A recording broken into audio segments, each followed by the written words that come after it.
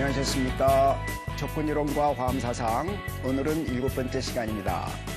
우리는 그중에 과학과 철학 제1부를 진행하고 있는데요.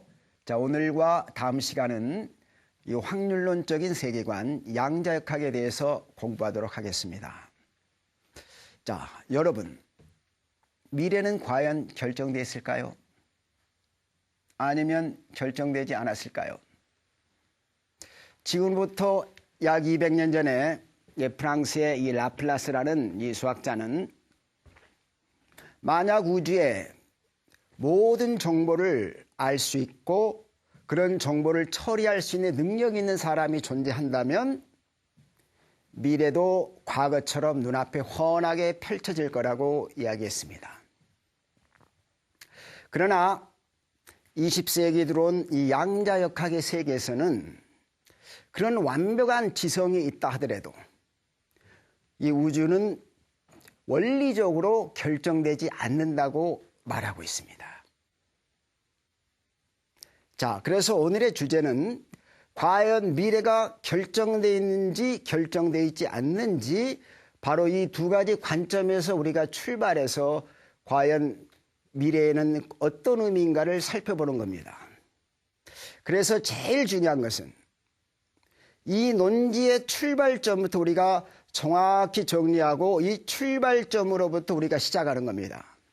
자, 그래서 오늘의 주제를 여기다 간단히 정리를 해보자면, 자, 미래가 결정되냐 결정되지 않느냐는 거죠.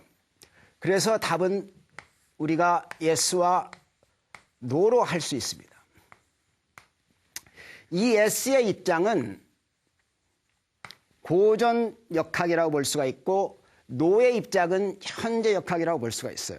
그래서 뉴턴으로 시작한 이 고전 역학과 이 현대 역학의 대표적인 이 양자 역학이다, 이렇게 우리가 반대 입장을 정리할 수가 있는데, 뉴턴은 이렇게 생각했습니다.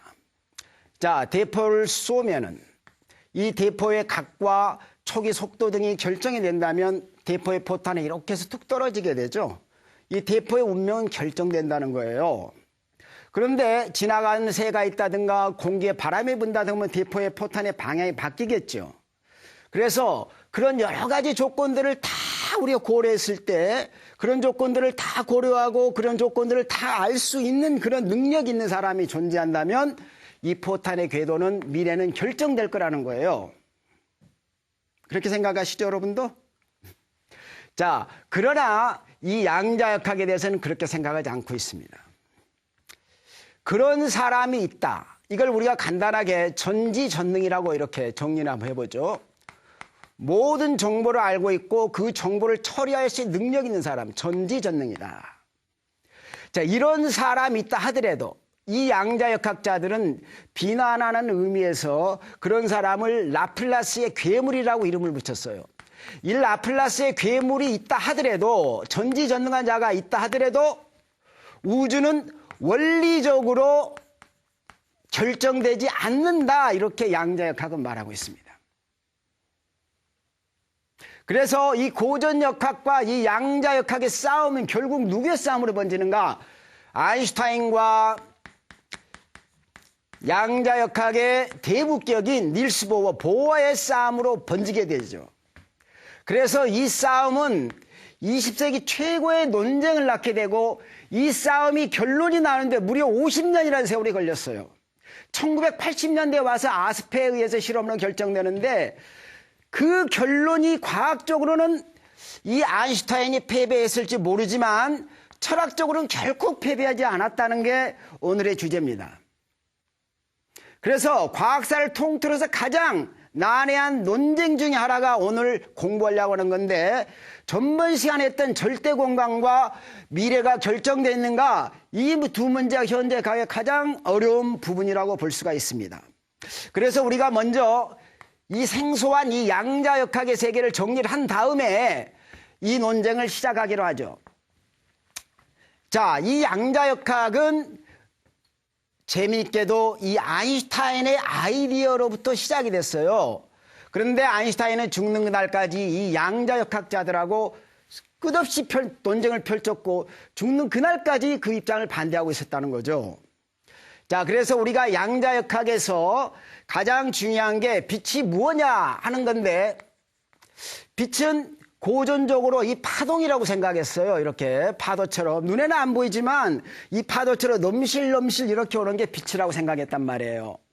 그런데 20세기 들어와서 아인슈타인은 빛의 입자성을 발견합니다. 빛이 이런 덩어리처럼 온다는 게 이 아인슈타인의 생각이었어요.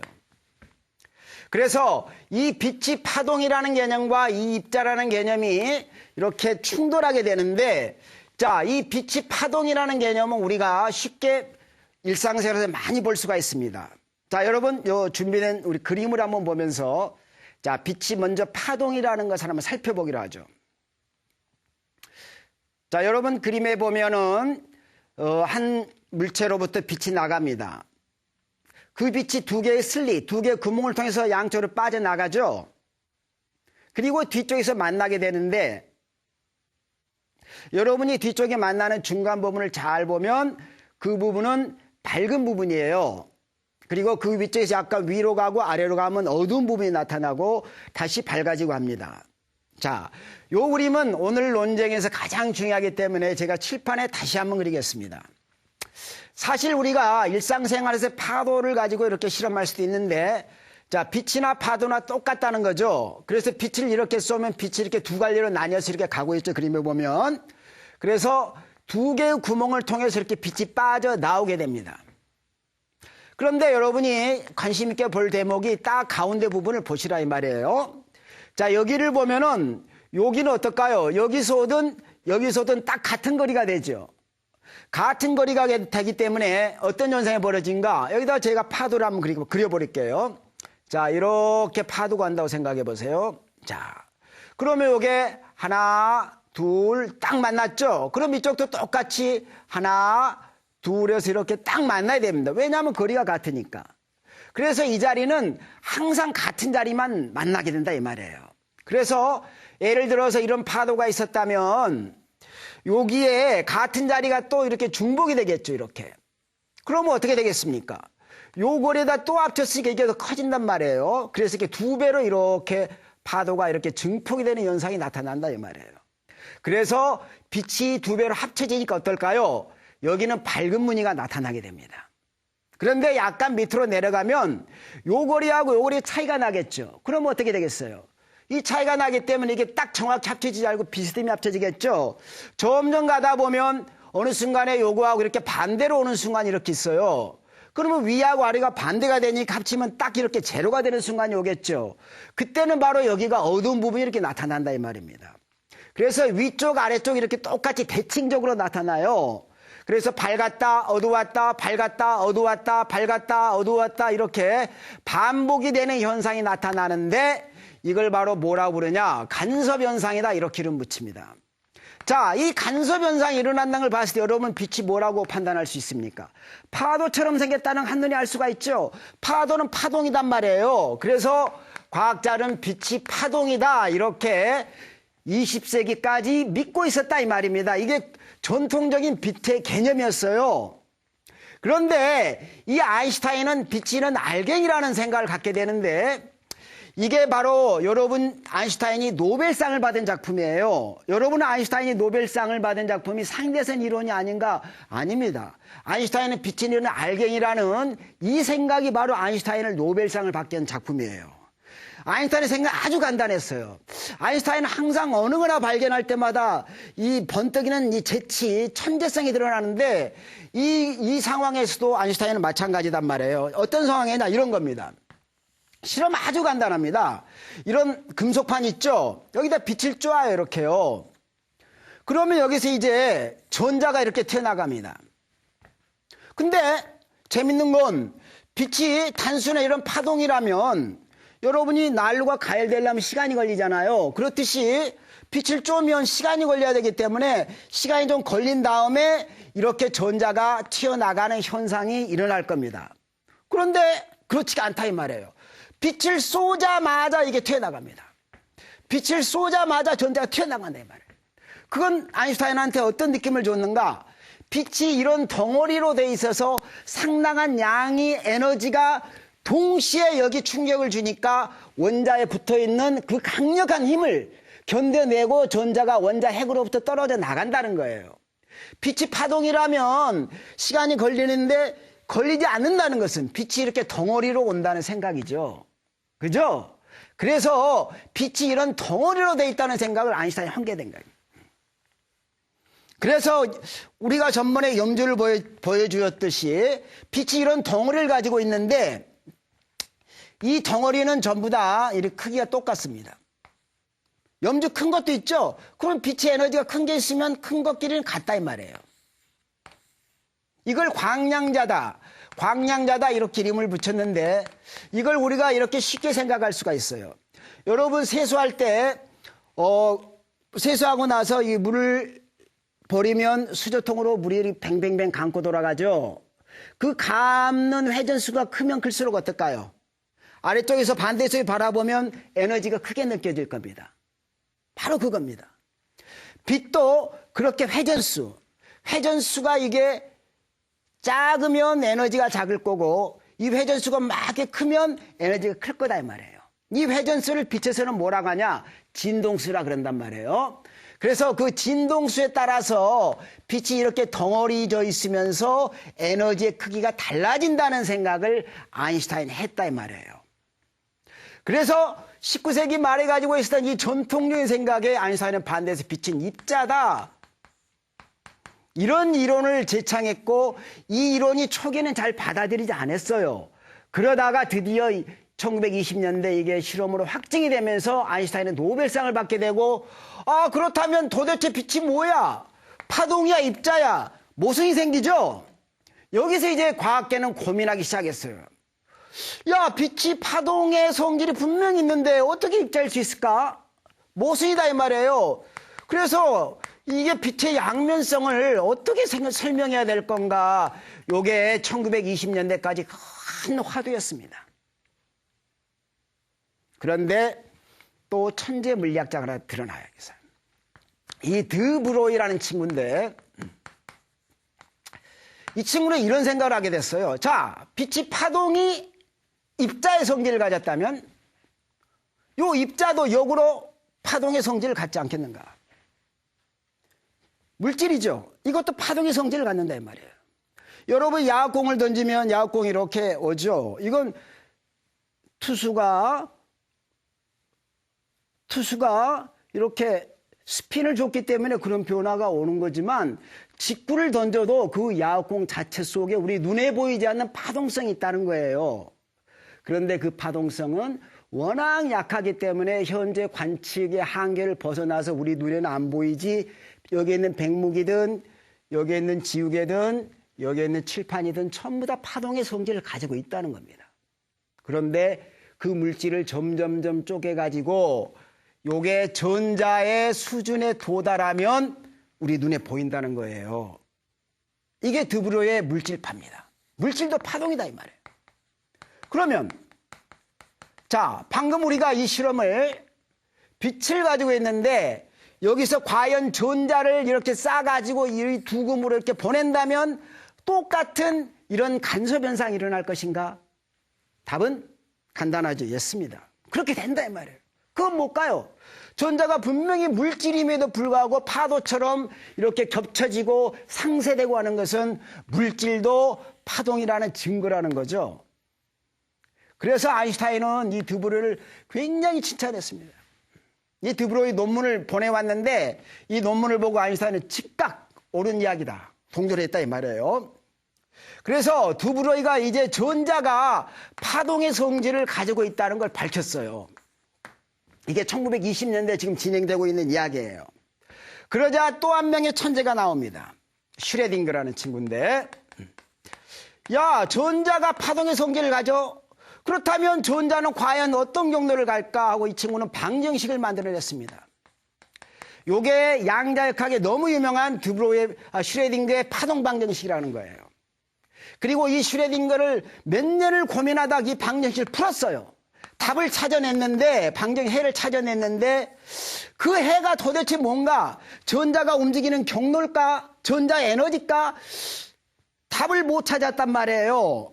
그런데 묘하게 이 슈레딩거가 푼 이 방정식의 해는 뭐였을까?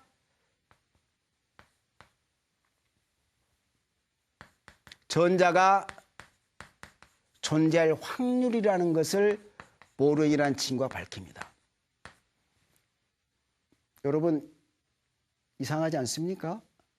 슈레딩거 방정식을 푼 이 방정식 결과가 전자가 나타날 확률만 나타내지 전자 뭐 에너지라든가 전자 위치라든가는 전혀 관계가 없다는 거죠. 드디어 여기서 확률론적인 세계관이 싹 트게 된다 이 말이에요. 슈레딩거 자신은 열받았어요. 막말로. 자기가 만든 이 방정식의 해를 가지고 전자가 나타날 확률이라고만 이야기하기 때문에 슈레딩거는 절대 이걸 받아들이지 못했습니다. 그래서 슈레딩거는 유명한 슈레딩거의 고양이라는 난센스 퀴즈를 여기서 냅니다. 이 과학사적으로 슈레딩거 고양이 하면 이 양자역학이 아주 유명한 논쟁인데 이거예요. 전자가 나타날 확률만 있다는 거죠. 이 사람들의 해는. 그러면 고양이는 봐라. 고양이가 지금 이렇게 두 개의 상자에 있다고 해보세요. 이렇게 한 상자를 놔둬도 좋습니다. 자, 여기다 독가스를 집어넣었다. 그러면 고양이가 죽지 아니면 살기겠죠. 그런데 양자역학의 세계관은 확률론의 세계관이 아니고 고양이가 반은 죽어있는 거 반은 살아있는 그런 데 섞여 있다 이 말이에요. 그러나 우리가 고양이를 딱 보면 죽은 고양이 아니면 산 고양이지 죽은 거, 산 거 섞일 수는 없죠. 바로 이런 문제를 제시하면서 전자가 나타날 확률밖에 모른다는 이런 확률론적인 세계관의 슈레딩거는 전적으로 반발했고 여기에 동조한 사람이 바로 아인슈타인이다 이 말이죠. 그러나 이 슈레딩거의 확률적인 세계관은 1920년대 말에 닐스 보어에 의해서 완성이 됩니다. 보어는 이렇게 말했어요. 자, 전자가 파동이고 물질이라는 것은 태극 문양을 봐라. 둘이 있지만 둘이 서로 올리고 있다는 거죠. 파동성이 나타나면 물질성이 잠재가 되고 물질성이 드러나면 파동성이 잠재가 되기 때문에 다시 말하면 서로 보완적이기 때문에 이 자연은 양면성을 띠게 되고 실험 결과에 그렇게 드러난다는 그 유명한 상보성 원리를 닐스 보어는 제창합니다. 그러니까 이게 단순하게 빛이 양면성을 갖는다는 게 아니에요. 이거하고 여러분이 상보성은 잘 구분할 필요가 있습니다. 상보성이라는 것은 빛이 파동의 성질을 드러내면 물질성은 가려지고 이 물질성이 드러나면 이 파동성이 가려진다 이 말이죠. 그래서 이 전자는 양면성을 갖게 되고 이 자연은 바로 확률전적인 세계관을 갖는다 하는 게 바로 닐스 보어의 생각이었어요. 자, 이 아인슈타인은 여기서부터 이제 흥분하기 시작합니다. 자, 아인슈타인은 이 자연이라는 게 이렇게 확률론적인 세계관으로 되어 있다면은 우리가 신이 창조한 이 우주를 근본적으로 알 수가 없다는 이야기가 되기 때문에 아인슈타인은 자기가 생각하는 그 신의 개념과 상충된다고 생각을 했죠. 아인슈타인이 1920년대, 30년대 지나면서 이 나치의 압박을 피해서 미국으로 건너갔다는 사실 알고 있죠, 여러분? 미국에 건너가서 이 프린스트 고등과학원에 이제 소장으로 있으면서 아인슈타인은 주로 활동하고 있었는데요. 역시 사람인지라 이 자기 고향에 대한 애양심이 굉장히 강했어요. 그래서 아인슈타인은 이제 자기가 어렸을 때 썼던 모국어인 이 독일어로 이야기하고 싶었고, 이 아인슈타인의 사무실에 가면 지금도 벽 위에 아주 유명한 말을 남겼습니다. 그 속에 아인슈타인의 정신이 다 담겨 있죠.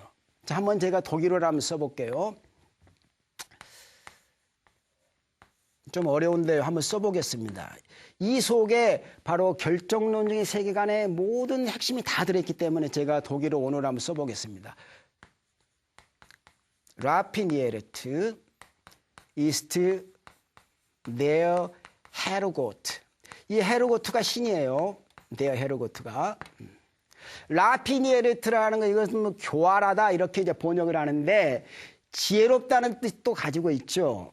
그러니까 신은 굉장히 지혜로워서 우리가 그 지혜로움을, 신의 신비성을 다 알기는 힘들지만, 그러니까 교활하다는 뜻도 표현이 되겠죠. 그러나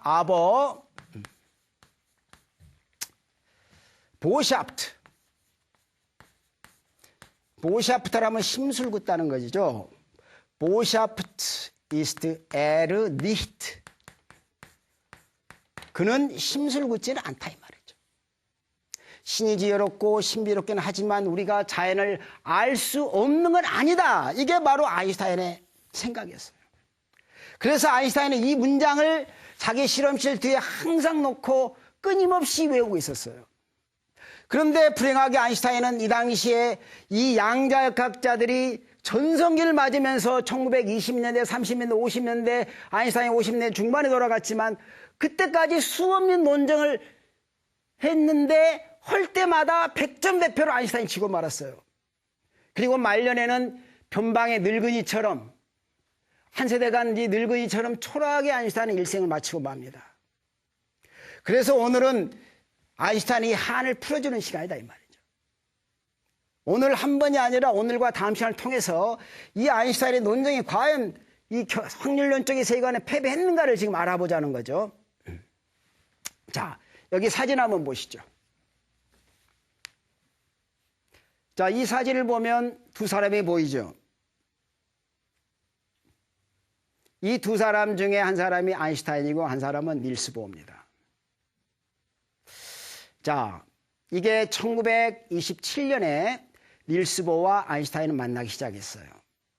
그러면서 두 사람은 이 확률론적인 세계관과 이 결절론적인 세계관에 대해서 서로 이야기를 나누게 됐는데, 자, 아인슈타인이 의문을 제기할 때마다 보어는 거기에 적절한 답을 대답하면서 아인슈타인이 논쟁할 때마다 패배를 하게 됩니다.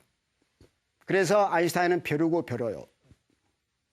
그러다가 이제 1930년, 3년 뒤에 아인슈타인은 기가 막힌 실험을 하나 생각한 다음에 그 물리학회에서 이 보어를 만나서 반론을 제시합니다. 자, 이 반론을 제가 여기다가 아인슈타인의 생각을 한번 간단히 한번 그림을 그려볼게요. 간단한 실험이었어요. 자, 이런 상자가 있어요. 자, 여기서 이 빛이 이렇게 쏠 수 있는 이런 전구가 있다고 해봅시다. 그러면 여기서 빛이 하나가 빠져나간다고 해보세요. 이렇게 틈을 통해서. 시계로 빠져나간 시간을 잴 수가 있습니다. 그러면 이 광자 하나가 빠져나갔죠. 광자 하나가 빠져나가면 우리가 알다시피 에너지는 뭐하고 같아요? 아인슈타인의 상대성 이론에서 질량 곱하기 빛의 속도의 제곱이라는 거 여러분 알고 계시죠? 에너지는 질량이기 때문에 이 빛이 빠져나가면 가벼워지겠죠. 그래서 여기서 이제 질량을 잴 수 있다는 거죠. 그래서 아인슈타인의 논지는 간단합니다. 우리가 여기서 이 시계를 시간 간격을 점점점 줄여가지고 이 시간을 정확히 재더라도 여기서 빠져나기 무게도 동시에 정확히 잴 수 있다는 거죠. 여러분 아주 간단한 논리인데 이게 왜 이 문제 키포인트가 되는가? 자, 여기에는 20세기 중반에 나온 하이젠베르크의 불확정성의 원리가 등장합니다. 자, 오늘 강의의 가장 핵심은 바로 하이젠베르크의 불확정성의 원리입니다.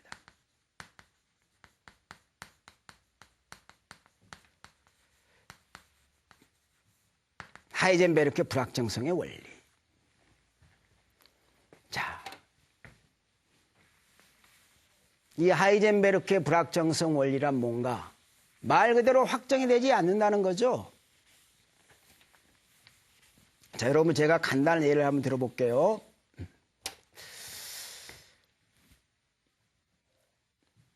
정중 다음에 어떤 단어가 옵니까?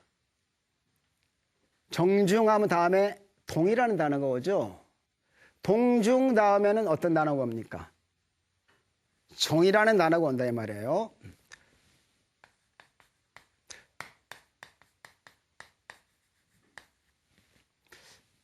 서로 반대되는 개념 아닙니까? 그죠? 그래서 이 정과 동은 서로 반대되는 개념이다 이 말이에요. 그러면 우리가 자연계 이 불확정성 원리라는 건 뭔가? 이 정과 동을 찾아보면 됩니다. 자, 백목을 이렇게 던지면 움직여 나가죠? 움직이는 것은 뭐예요? 동적이라면 한 위치는 정이죠. 그래서 물체가 이렇게 움직일 때 한 자리가 결정된다. 이건 위치라고 볼 수가 있어요. 이건 정적인 거라면 얘가 움직이는 이 운동, 물리로 말하면 이제 운동량이 되는데 이것은 동적인 요소라 이 말이에요. 그래서 여러분이 생각을 해보세요. 이 물체가 빨리 가면 빨리 갈수록 이 물체의 위치는 어떨까요? 불확실해지죠. 그래서 물체의 속도가 빨라버리면 물체의 위치는 찾기 힘들단 말이에요. 그래서 불확정성의 원리란 바로 그겁니다. 이 위치를 정확히 알려고 하면 이 운동을 잘 알 수가 없고, 운동을 정확히 알려고 하면 이 위치를 잘 알기 힘들다. 그래서 동시에 두 개를 정확히 알기는 힘들다는 게 이 하이젠베르크의 불확정성의 원리예요. 그래서 지금 위치와 이 운동량의 예를 들었는데 이런 것들이 또 하나 짝이 있어요. 자, 이걸 위치 대신에 시간으로 한번 해봅시다. 그러면 시간에 따라 이동하는 게 뭘까요? 그건 에너지예요. 공간을 따라 이동하는 게 운동이라면 에너지는 시간에 따라 흘러가죠. 그래서 시간과 이 에너지가 짝이 된다 이 말이에요. 그러면 시간을 정확히 측정하려면 에너지는 어떨까요? 정확히 측정하기 힘들어진다는 이야기죠. 얘를 정확히 측정하면 얘가 측정하기가 힘들어진다 하는 결론이 나옵니다. 이게 바로 하이젠베르크의 불확정성의 원리다 이 말이에요. 이해됐습니까? 자, 그래서 이 하이젠베르크가 자연은 근본적으로 이렇게 동시에 정확히 측정할 수 없기 때문에 미래도 100% 결정하는 건 불가능하다. 이 보의 상보성 원리를 보강하면서 이 양자역학의 세계는 1920년대 말에 굳건히 자리 잡게 된다 이 말이에요. 그래서 아까 이 실험에서 이 아인슈타인은 아까 제가 뭐라고 그랬냐면 여기서 시간을 정확히 잴 수가 있고 여기서는 이 물체의 질량이죠. 질량은 여기 보다시피 에너지가 아니잖아요. 짝이 아니죠. 그러니까 요걸 나가면 질량도 동시에 정확히 잴 수 있다. 아주 간단한 논리죠. 그래서 확률적인 세계관은 틀렸다는 게 아인슈타인의 논지였다 이 말이에요. 이 실험이 굉장히 복잡하지만 원리는 아주 간단합니다. 정중동에 있다 이 말이에요. 정과 동은 서로 반대다 이 말이에요. 시간의 짝은 흘러가는 에너지이지 질량은 아니다는 거죠. 물체의 무게는 아니다 이 말이에요. 그런데 놀랍게 보호는 봐라. 여기 있지 않냐 이놈아. 이 질량하고 에너지가 관계되는데 어떻게 질량 따로 에너지 따로냐. 결국 요 시간을 정확히 재려면 에너지를 정확히 잴 수 없으니까 결국 질량도 정확히 잴 수가 없잖아요. 이런 결론이 나오죠. 그래서 아인슈타인은 여기서 자빠지고 말입니다. 아인슈타인이 3년을 벌어가지고 닐스 보어한테 이 문제를 냈을 때 닐스 보어는 고민을 빠졌어요. 누구 없어 소리를 질렀어요. 그러면서 그 방에서 밤새 고민하면서 새벽에 동이 틀 때야 이 아이디어가 떠올랐어요. 그래서 다음날 라커에서 딱 만나가지고 아인슈타인 이야기하니까 아인슈타인의 뒤로 넘어지고 말았어요. 이때 받은 충격이 어마어마했던 거죠. 왜 그랬을까요? 바로 자기의 상대성 이론에서 이 반론이 나왔다는 게 못 봐도 아인슈타인을 가슴 아프게 했다 이 말이죠. 여기서 바로 아인슈타인이 무너지게 됩니다. 그래서 아인슈타인은 제2차 복수를 명심해요. 그래서 아인슈타인은 1935년에 프린스턴 고등과학원에 돌아와서 그 당시 아인슈타인과 같이 공부했던 이 포돌스키 그리고 로젠 아인슈타인의 첫자 E 하면 EPR이 되죠. 이 세 사람이 모여서 이 보호에 대한 반론을 합니다. 그래서 이게 역사적으로 유명한 EPR 논쟁이라는 과학사를 통틀어서 아마 최고의 논쟁이라고 말하는데 어느 과학자도 반대하는 사람은 없을 겁니다. 이렇게 EPR 논쟁이라는 패러독스가 1935년에 등장하게 된다 이 말이에요. 그런데 나중에 아인슈타인이 여기에 대해서 평했는데 아인슈타인은 보호에 대해서 이제 복수를 하려고 이 세 살의 머리를 쥐어짜가지고 기가 막힌 아이디어를 만든다고 만든 것이 완전하지는 못했다는 거죠, 아인슈타인이. 그래서 자기가 생각했던 그 생각이 어디에 묻혀버렸다는 거예요. 그러나 이 논지는 간단합니다. 아까 시간과 질량, 시간과 에너지 이런 거, 위치나 운동량 이런 거 우리가 정확히 동시에 잴 수 없다는 거죠. 그런데 만약에 우리가 전자가 움직일 때 전자의 교란이 없이 전자의 속도를 정확히 측정할 수 있다면 전자의 운동도 정확히 측정될 수 있다. 다시 말하면 어떤 교란이 존재하지 않고 어느 하나를 측정할 수 있다면 그 짝인 나머지도 측정할 수 있기 때문에 이건 자연에 존재하는 정확한 양이다.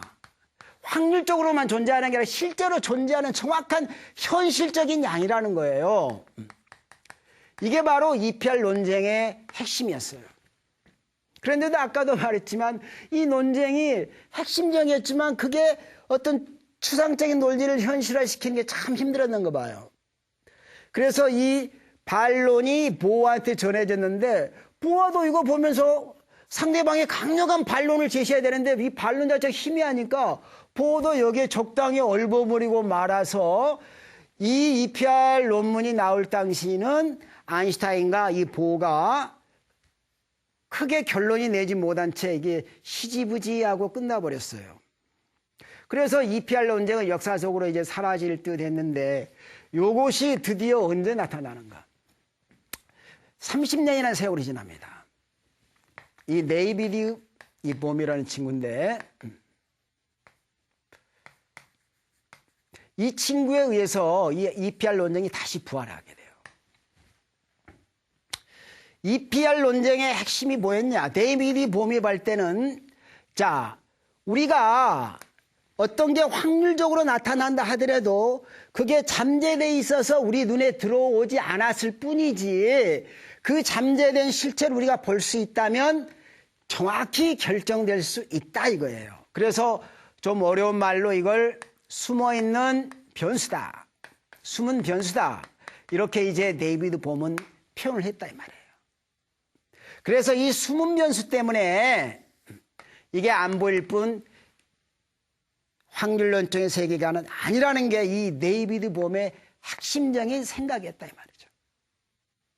그리고 데이비드 봄은 구체적으로 이걸 실험할 수 있는 방법을 제시했어요. 그게 뭐였는가? 자, 쌍생성이라는 겁니다. 이 쌍생성 간단한 거죠, 이게. 아까 파도 두 개가 합쳐서 하나 파도가 됐죠? 그걸 여러분 시간을 거꾸로 돌리면 다시 두 개 파도로 나눠질 거 아닙니까? 이게 바로 쌍생성이에요. 파도가 두 개 만나서 소멸되면 쌍소멸. 여기서 다시 생겨나면 쌍생성이다 이 말이죠. 그래서 이 자연에 보면은 우리가 입자가서 보면은 입자도 이렇게 동시에 두 개가 이렇게 생겨나요. 이게 전기라면 플러스 전기, 마이너스 전기를 띈 게 생길 수도 있고 그 특징에 따라서 이렇게 두 가지들이 생겨날 수 있는데 이 데이비드 봄이 제시한 건 뭐였는가? 바로 스핀이라는 거였어요. 자, 여러분 이렇게 한번 해보세요. 이게 위로 있죠? 이렇게 가고 이렇게 하면 원산 폭격 온 거 비슷한데 머리를 아래로 박으면 스핀이 반대라고 그래요. 이게 회전 방향일 때. 그래서 스핀은 위하고 아래가 있는 건데 이 플러스 마이너스일 수도 있고 스핀이 이렇게 위가 될 수도 있고 아래가 될 수도 있다 이 말이에요. 그렇게 쌍생성하는 전자를 가지고 이 데이비드 봄은 실험할 수 있고 바로 숨은 변수를 증명할 수 있기 때문에 아인슈타인이 맞았고 닐스 보어의 코펜하겐 낙보라고 부르는데 양자역학 세계관은 틀렸다는 것을 바로 데이비드 봄이 30년 뒤에 제시를 합니다. 그런데 이런 쌍생성을 통해서 실험할 수 있는 실험 장치도 그 당시에는 없었고 그리고 이 숨은변수라는 게 너무 어려웠어요. 무려 최첨단 물리학자들도 이걸 이해하는데 50년이라는 세월이 들어갔습니다. 얼마나 대단한 사건인가요? 50년 만에 이 숨은 변수가 뭔가 너무 이게 철학적인 문제이기 때문에 어떤 과학을 떠나가지고 50년 만에 이 숨은 변수가 뭔가를 이해를 하게 되고 실제로 이걸 실험했던 사람이 1984년 프랑스의 광학연구소에 있는 아스페라는 사람이에요. 아스페가 실제로 실험을 했는데 아스페는 뭘로 실험했는가? 빛을 가지고 실험했어요. 빛의 쌍생선을 가지고 실험했는데 결과는 뭐였는가? 아인슈타인이 틀렸다는 거죠. 양자역학의 세계가 맞았다는 거예요. 이렇게 해서 아인슈타인은 1927년부터 30년 EPR 논쟁 그리고 50년 후까지 양자역학 세계관과 만나서 10번 싸워서 10번 다 주고 100번 싸워서 100번 다 졌다 이 말이에요. 100점 100패를 했다 이 말이에요. 그래서 양자역학의 세계관은 굳건히 자리 잡게 되고 지금도 물리학적으로는 이 아인슈타인이 패배했다고 말하고 있습니다. 자,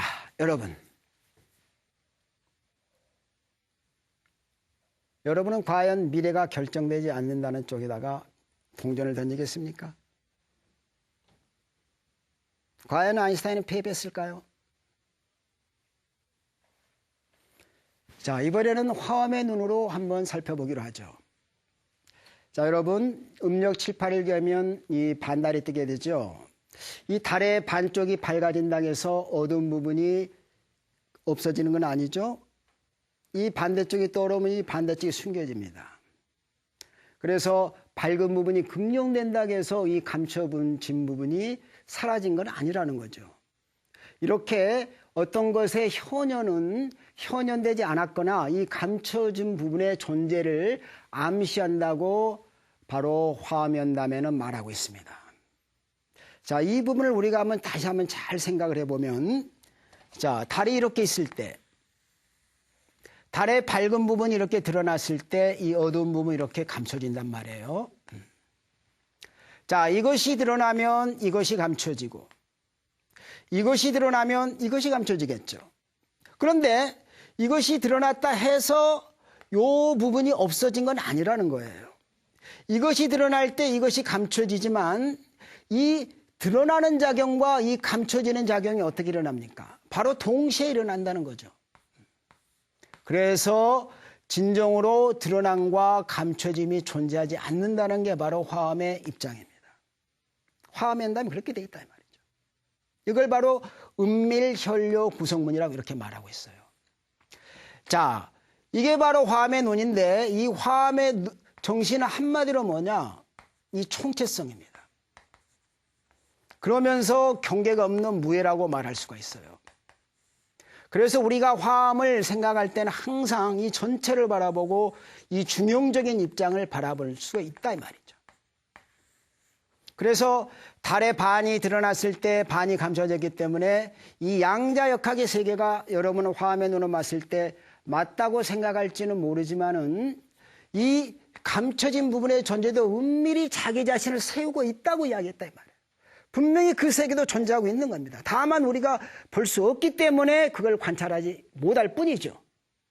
그래서 이 속에는 바로 아인슈타인의 생각도 잠재져 있다 이 말이에요. 이게 바로 화엄의 입장이고 이게 바로 화엄의 총체성입니다.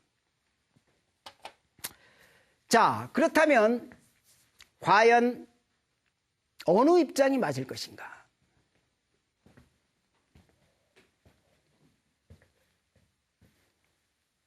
여기에는 우리가 첫 출발이 아주 중요합니다.